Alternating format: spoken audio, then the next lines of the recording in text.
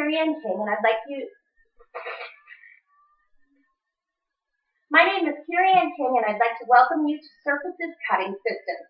Now, there are only 5 haircuts in the entire world. Trends are just exaggerations of those 5 core cuts. Through consultation, we define personal image, considering hair type, facial shape, and body structure. We then create a custom core cut for the perfect look.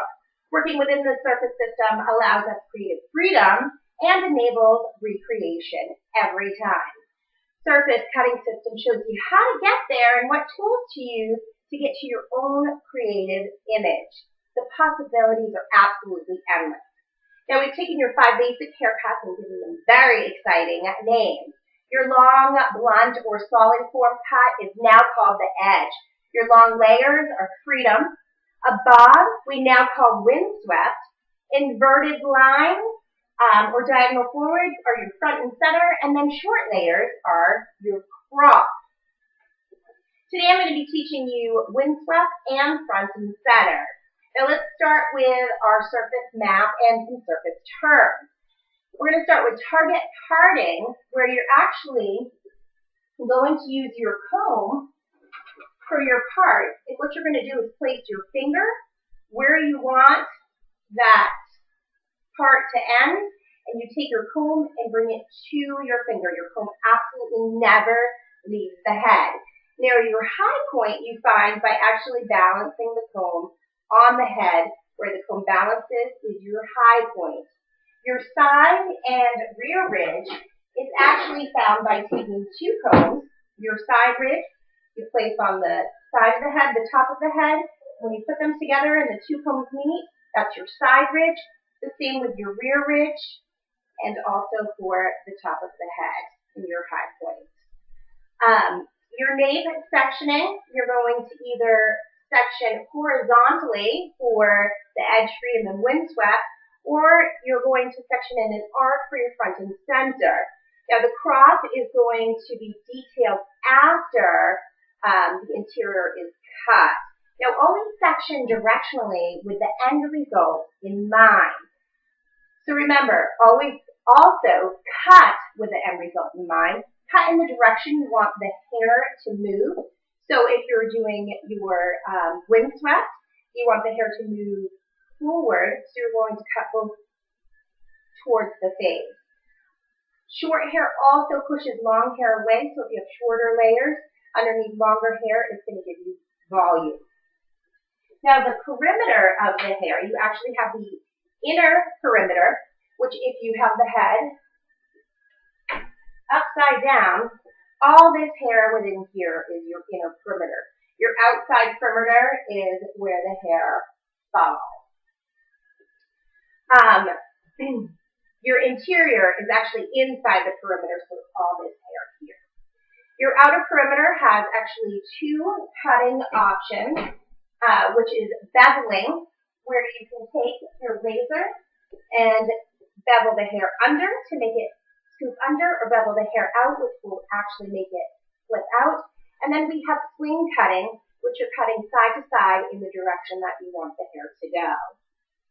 Now your inner perimeter is all of your layers, and this is where you're going to start with your black zone.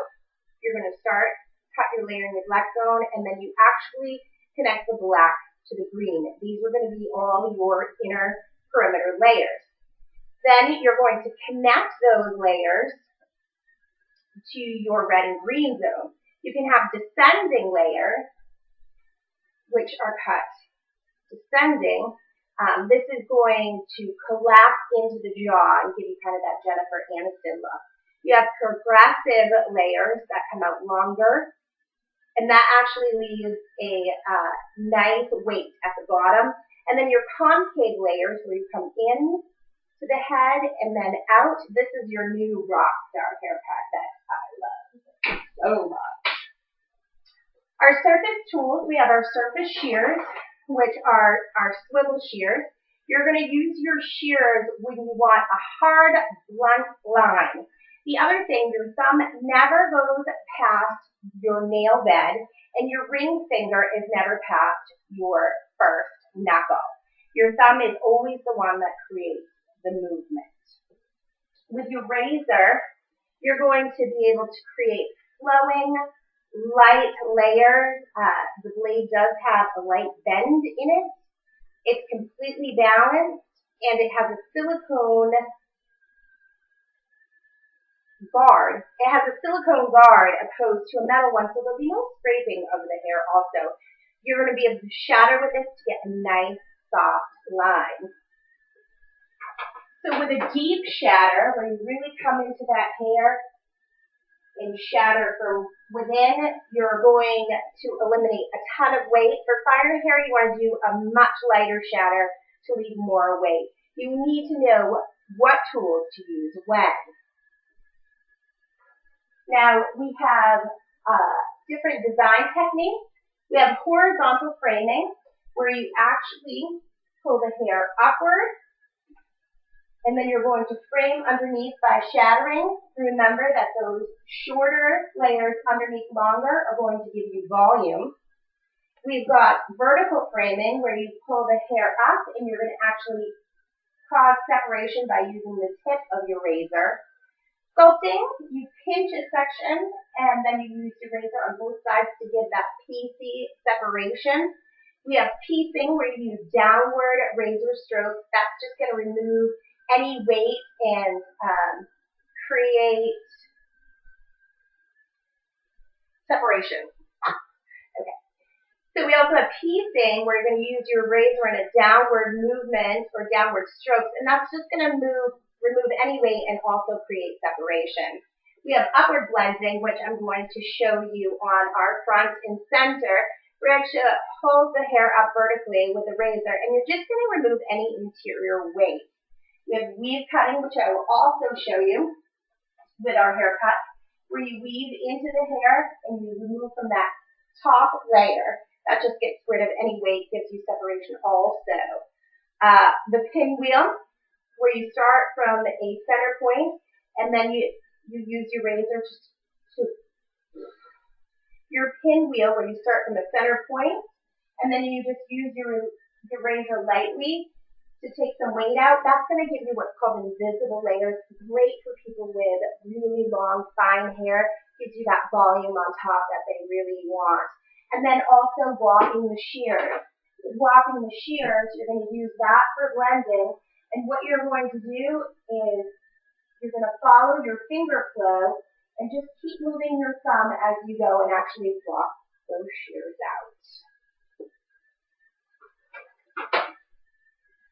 Some other circus movement. You heard me say finger flow. What finger flow is from the head out. So if you actually bring your fingers out and pull the hair, you're following your finger flow, which is going to create layers and leave more length.